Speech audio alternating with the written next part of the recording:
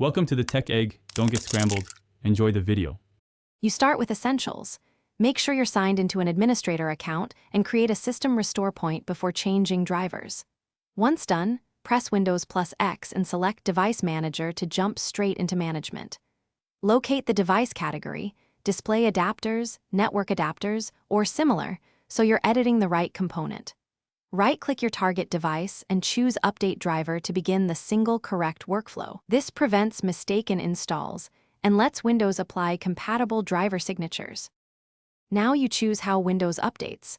Select Update Driver, then pick Search automatically for drivers or Browse My Computer for drivers. If you have a manufacturer driver, point to the folder containing the INF file so Windows can validate and install it. Once initiated, watch progress and status messages. Windows will compare signatures and dependencies and apply the safest package. If prompted, accept a digital signature and restart when prompted to finalize driver registration and resource allocation.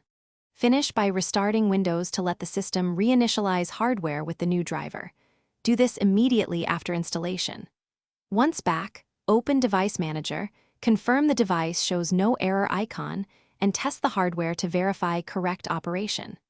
If something goes wrong, performance drop, or errors, open the Device Properties, Driver tab, and use Rollback Driver to revert to the previous version. That single rollback option fixes most post-update regressions without reinstalling the OS.